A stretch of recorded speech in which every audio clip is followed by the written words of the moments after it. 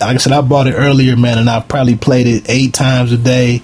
As I mentioned to you earlier, man, I just was happy that one of my things with R&B and music in general right now is the scope or the spectrum of emotions that's getting addressed with music is very narrow right now.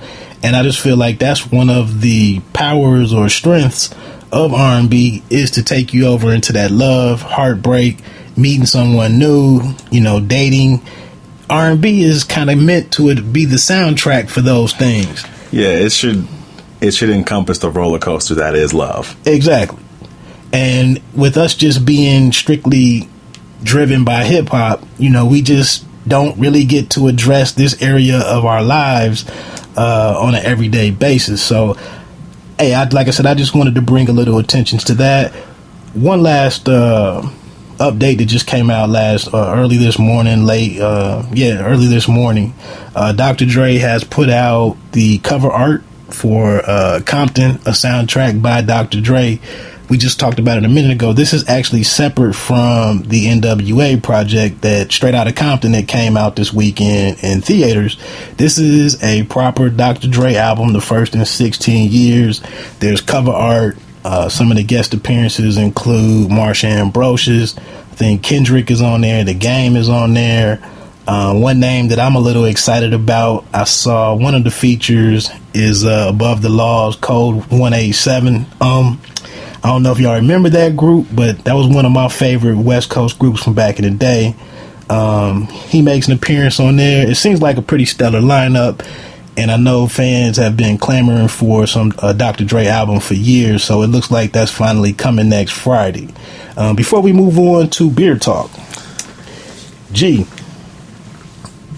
you heard part of the last podcast with me and my nephew. Yeah. This Meek and Drake thing has kind of blown over already in a week.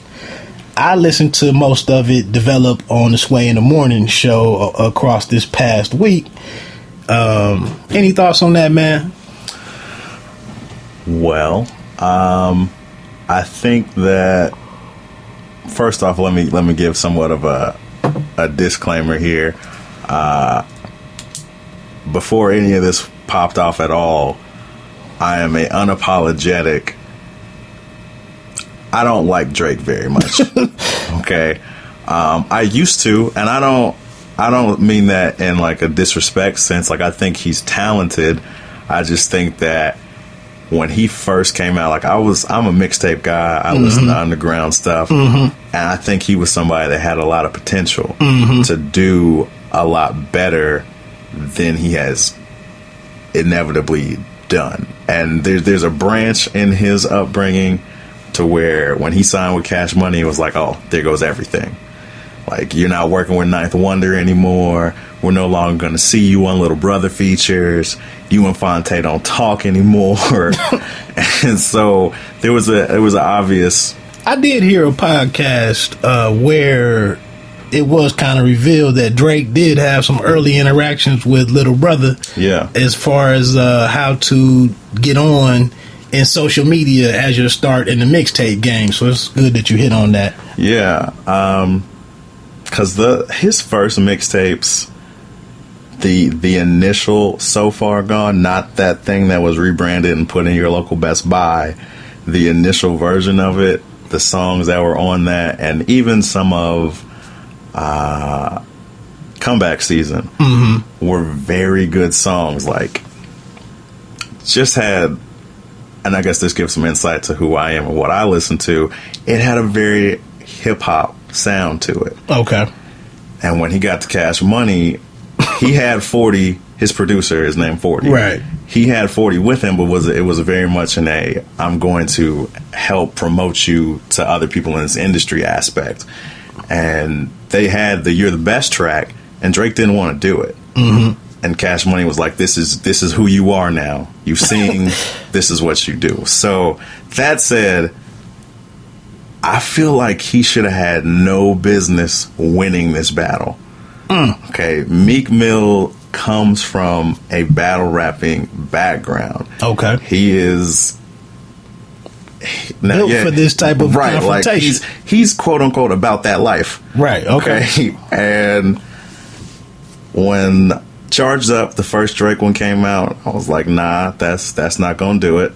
There were little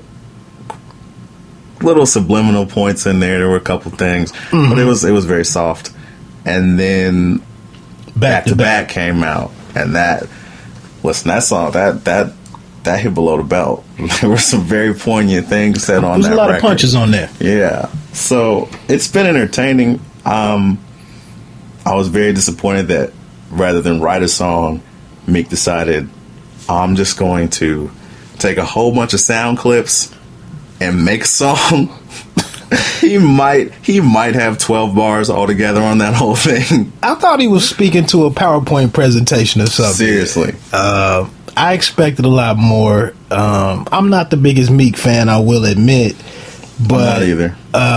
I just was kind of amazed that maybe once this was being mixed down and some of the hangers on were like, we're going to go out here to smoke or go get new girls or go refresh the drinks, that one dude in the crew wasn't like, hey, Meek, man, let me holler at you real quick. Like, who's with him? Right. Who said, oh, that's it. That's the one. Let that go. Yeah, that was a poor team decision right there. Whoever, I don't know who his bench coach is or one of his D coordinator, offensive coordinator, but somebody had to rein this in and say that, hey, right now, I mean, you're trying to overthrow a Titan in the game right now in a Drake, the position that he has, and this is just the song that actually hit the airwaves. Just didn't do it. Yeah. I don't know if you followed along with the story anymore, but corporations were taking an opportunity to pile it on Meek. The WWE and the Undertaker have supposedly filed a lawsuit about the use of the bell or the Undertaker's ring entrance music. And then lastly, some stories yesterday were that Nicki Minaj has actually ended the relationship with Meek. And I don't know if I haven't kind of confirmed that yet, but this just seemed like a bad move for the kid from Philadelphia. I have a theory behind this whole thing, and I've not read this anywhere. I don't think it's that hard of a conclusion to jump to, but I think it's very possible that when Meek first started this whole thing, talking about exposing Drake and trying to say he doesn't write and all this stuff, now it was said that was because he felt slighted because Drake wouldn't promote his album, wouldn't help promo the album.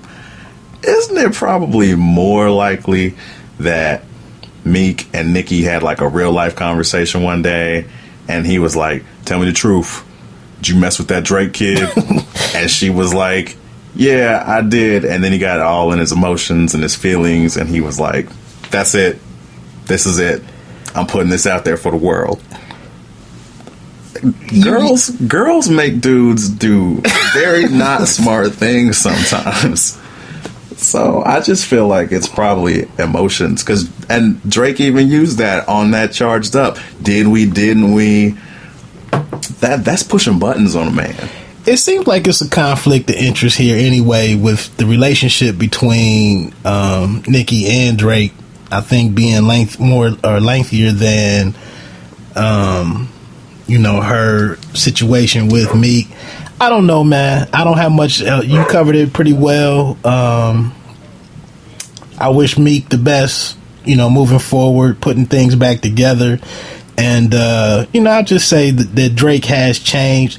And like you said, I felt like it was a point in time where he became a part of the machinery and, everything. And I think that's when you start to bring in ghostwriters and collaborators, and it becomes, I need to get this product out. And another thing, and I'll say this to end it,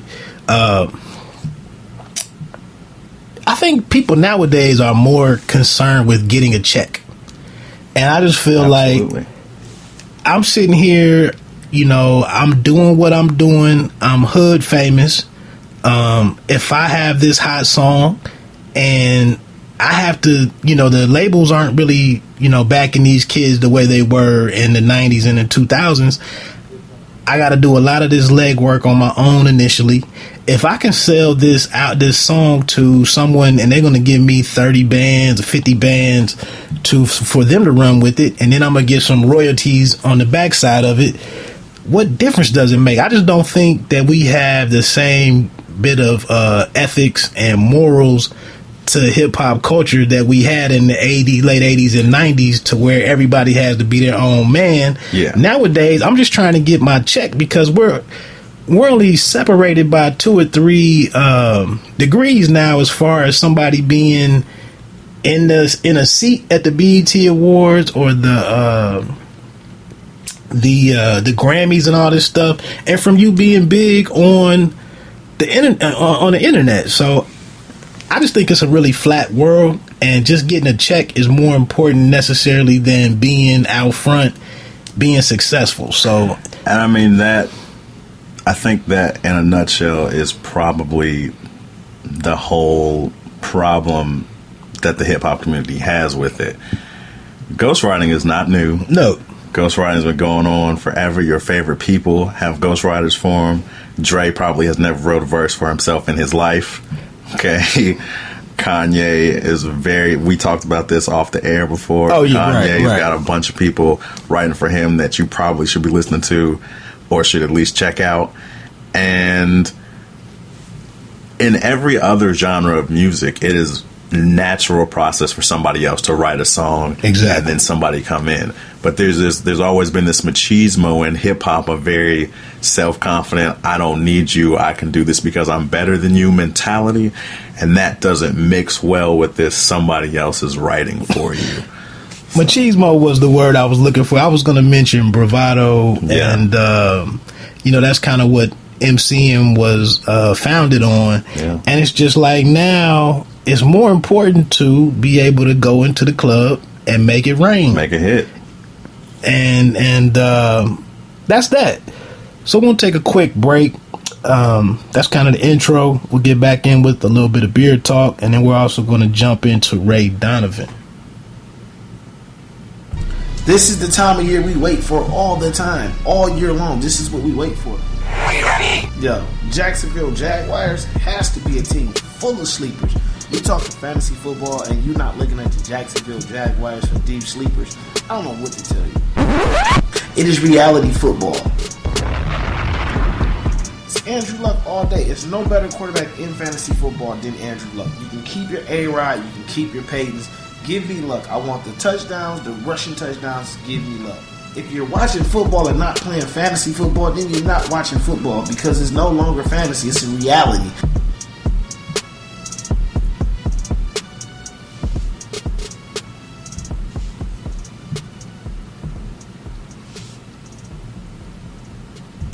You are listening to Hey, Read Nobody with show host Wood. All right. So Hoops and Hops, major portion of that, 50%, if you're good at math, is beer. So that's what we have our man G in here for us. This is your contribution to the show, and this NBA talk that we'll get into. We didn't really drive home a lot of stuff, a lot of details about beer enthusiasts, the beer community, etc., etc. I did text you yesterday and let you know that I was out looking for some sheet music to help me out with something I'm working on, trying to get up to speed on some guitar stuff. I went to go throw some stuff away, and the trash can that I had to walk to just happened to take me in front of a beer oasis. So you were over at Howard? Right. Okay. Exactly. So I ran into this place. I'm trying to get some a future relationship with them, so I don't really want to throw the name out there right now. But it is a great place out there locally for people in Dayton. That's where Pay Me No Mind is based, Dayton, Ohio. But I stumbled across this place, man, and it was an awesome look for the beer enthusiast. So what can you throw out here? We can work on the beer community jargon, or we can create us a glossary of words. What's the latest and greatest with craft beer, man? Well, Well, first, what we drinking on right now? What are we enjoying today? so